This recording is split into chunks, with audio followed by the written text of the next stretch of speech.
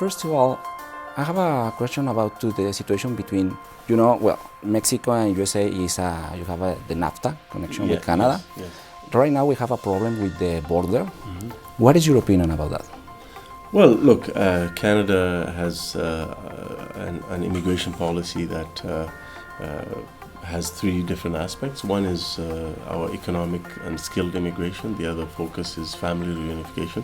But we also have space in our immigration system for refugee protection. We believe that it is important for those who are seeking protection to be provided that protection. And so that is our approach. But, of course, every country is free to determine their own immigration policies. But I can speak about what we are doing, which is to protect refugees. Okay, so right now you accept the refugee people from this Central America, Latin America, Mexico, and because it's the situation right now with USA. What I'm saying is basically Canada's approach is anyone who seeks protection from persecution, we give them due process. We have the Immigration Refugee Board that hears cases, and each case is determined based on its own merits. And people from Central America are no different from other parts of the world who come to Canada to seek protection. So in terms of those who are seeking asylum, that's the approach that we take. We also receive referral cases from the UNHCR, who we work very closely with, the United Nations Refugee Agency. They refer refugee cases to us for resettlement in Canada, and this happens from refugees from around the world, not just in one part of the world. You have around now how many the numbers about to this situation to the refugees people apply in? Are you talking about the asylum seekers? Latin American. There's no breakdown. We track numbers based on country of origin, not as an entire region. But I would say that Colombia is one of the high numbers. Colombia and Mexico tend to have higher numbers of people coming to see. In the last number of years, we've seen a small rise in the numbers of Colombians and Mexicans who are claiming asylum in Canada. Okay. Yeah. About to the people we like investment to Canada. Yes.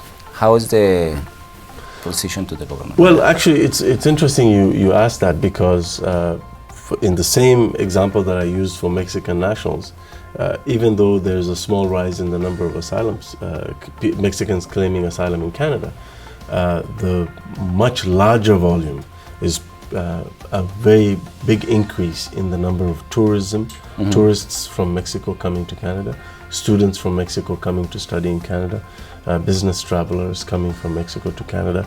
That has seen a much higher increase. And in fact, in tourism, you've seen a tripling of the numbers, which has been a great economic benefit for Canada and of course, a very strong contributor to stronger people-to-people ties between Canada and Mexico. Okay, you talk about to the students. How is the expectation for the next 3 years, 5 years to the international students to We Canada? expect that the numbers will continue to go up because we have been right now, how encouraging. much is? Right now, it's almost 400,000. Based on last year's numbers. This year, of course, is not over yet. So we will find out. But I expect that this year we'll also see an increase. And that is because the recent trend has been that every year we're seeing an increase in the number of international students coming to study in Canada. But that's because they're discovering that Canada has a huge competitive edge compared to other countries when it comes to education, because we have world-class institutions. It is less expensive than going to study in the UK, for example, or the US. We're competitive in that way as well, but we are offering also a society that is very welcoming and diverse, multicultural, and that appeals to a lot of people as well. So I think more and more students are choosing to study in Canada, which is great for our economy. International students contribute more than $15 billion into our economy every year. They also contribute a lot to our institutions. And after graduating, some of them remain behind to work and and become permanent residents. Others go back and become great ambassadors for Canada. So it's a huge advantage for our country to keep welcoming international students. I think they're great contributors to our economic success.